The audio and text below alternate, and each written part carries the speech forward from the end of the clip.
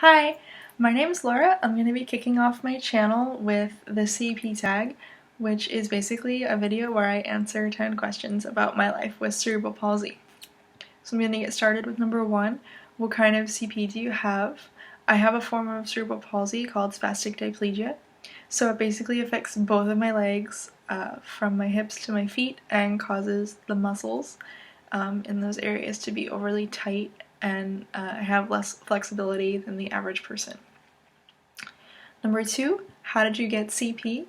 I was a preemie. I was born 27 weeks gestation. A normal pregnancy is 39 to 40 weeks.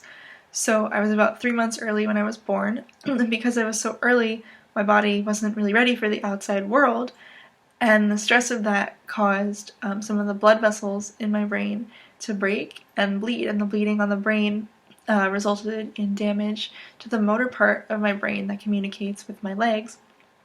So it basically resulted in a neuromuscular miscommunication where my brain basically constantly tells my legs that the muscles need to be tighter. Number 3, how did you feel about CP growing up? For the most part, I didn't know that I had CP, actually. My parents avoided using the term cerebral palsy, like with me and my teachers, because they didn't want people to limit me, and they didn't want me to limit myself either. So for a while, I didn't know what I had. I kind of just thought, okay, my legs were tight. That was pretty much the way it was explained to me, like your leg muscles are tight because you were born early. But the term CP was avoided until I got to high school.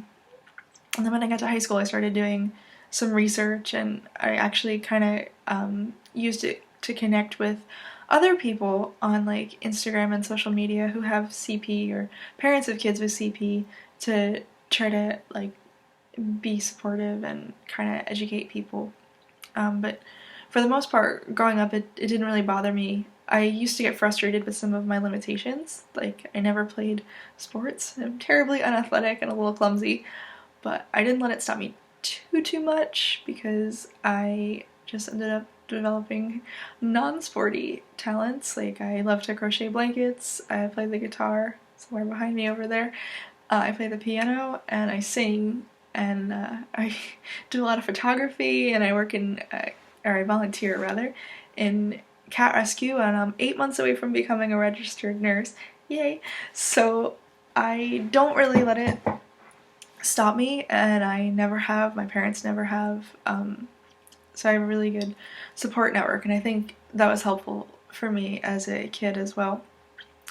4, how has it impacted your life? I kind of already answered that, I guess. I really haven't let it stop me. If anything, I've kind of used it as motivation to show people that people with disabilities can and will do just as many awesome things as people without disabilities. I think it's impacted my life in a relatively good way because I use it as motivation. Of course, there have been times that I've found it more frustrating than others, but that usually passes pretty quickly when I consider how lucky that I am and how I have managed to do a lot in spite of the challenges that I do face. So 5, do you ever think about life without CP? Yeah, I've wondered what is it like for people who don't have it, because I've had it my whole life, so I've never known what it's like to have legs that aren't in a constant state of contracture. But I've definitely wondered, but I've really never wished not to have it. It's more been like a curiosity, I guess. 6, how was schooling with CP? Schooling wasn't very different. I went to the same school from pre-K till like 8th grade, and everybody was kind of used to me because we'd been going to school forever. They didn't know me any other way either. So it didn't really impact me too much. I did really well academically. I'm like a huge dork. I like school. I like to learn. I like to learn foreign languages. And I liked like learning how to play the guitar. So I'd say, if anything, CP kind of forced me to be more studious because I couldn't be out playing sports when I was younger because of my limitations. So I did spend a lot of time inside reading. So I don't know, maybe maybe it was a good thing. It made me pretty smart, I guess. Um, but when I got to high school, people would sometimes say things that weren't necessarily kind, or they would kind of ask me like weird questions like, oh, why are your legs messed up, or like, what's wrong with you? And it would be hard not to take that personally, but you kind of learn to just take it as an opportunity to like explain to the person like there's nothing wrong with me, I just have something a little different, my legs are a little different. um, and in nursing school, everybody's like super supportive, and I actually really like being able to talk to like the parents of patients with CP or other patients with CP and kind of like share with them. And usually they seem like pretty excited like to find another person who's like them, um, because it's not always easy, and disabilities aren't always something that's talked about. So I like using what I know about my disability to educate other people and to help other people who have the same or similar circumstances. 7, how has it changed throughout your life? My CP's been relatively constant. When I was 2, I had bilateral heel cord surgery, so both of my Achilles tendons were surgically released to relieve tightness because I was a toe walker. And I had some casts after that, and I was in and out of physical therapy my whole entire life. And it's kind of just been a constant thing. Like, if I don't stretch, my muscles get tight. And I'll be honest, I'm terrible at stretching. I'm usually really busy or just really lazy or both. And by the time I do everything I have to do for school, I don't feel like stretching.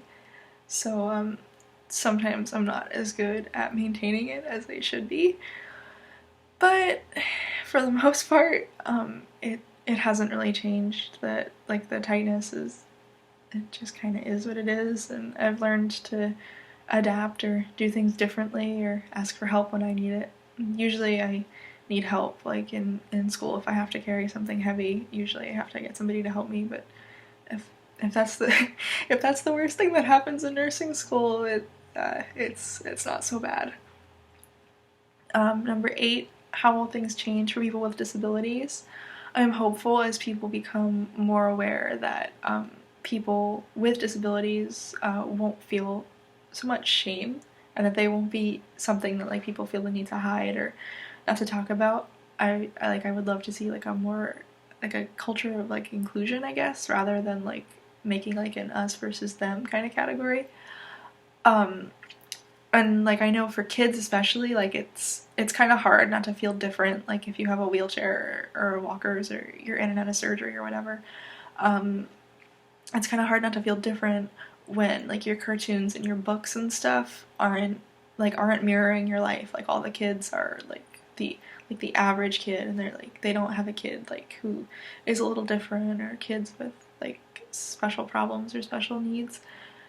So I'm hopeful like going forward that it's something that is included in like the media more, or that it's like just talked about like even in schools, because I've even like been in nursing school and have people like say things about cerebral palsy like, oh, heaven forbid someone gets cerebral palsy, and I put my hand up and I said, really? Because I have it. And then I kind of took it as an opportunity to teach the person who made that comment that it's not something that has to be looked at like as a burden or in a negative way, and that a lot of people with challenges um, sometimes are able to do just as many things as people who don't deal with challenges every day.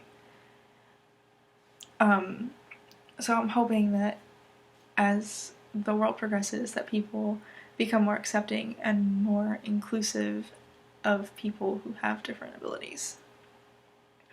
Number 9, do you believe in God, and does it help with CP? Yeah, I definitely believe in God. I'm a Christian. I would consider, because of that, I consider my CP more of a blessing than something that is like a burden or a disability. Like, I don't even really like to use the term disability because I feel like it's just kind of negative. It's just a different ability, and I really like that way of looking at it. I'm differently abled, not disabled. But I think that, like, I was made this way for a reason, and if, like, if what I have manages to help, like, one person or one kid or one parent who also is struggling with somebody with CP or struggling with it themselves, then, like, it's done its job, or I've done my job, I guess. I love being able to connect with parents of kids with CP because I love being able to, like, encourage them, like, hey, look, like, I have CP too, and, like, you never know, like, your kid could be the next president or be a neurosurgeon, like, who knows, like, it's not always something that, like, you have to be afraid of at all. And I definitely consider it a blessing. I definitely think that I have it for a reason, and that its purpose is, you know, for me to put it out there and be brave and help teach people about it. And one of my favorite Bible verses, actually, which I have on my desk, is Matthew 17:20. It's basically like, if you have faith as small as a mustard seed, then you can say to the mountain, move, and it will move. Nothing will be impossible for you. And I've kind of taken that as my life's motto. I actually have it on a bracelet. It's basically saying that, like, if you believe, you can do anything, and, like, if God is on your side, then nothing's gonna stop you. So that's kind of been my life's motto for it, and that kind of sort of sums up my faith. Like, if you believe and if you pray about it, it'll come your way somehow. And yeah. And then the last question, which I can't see because I wrote it really small: would you take a cure for CP?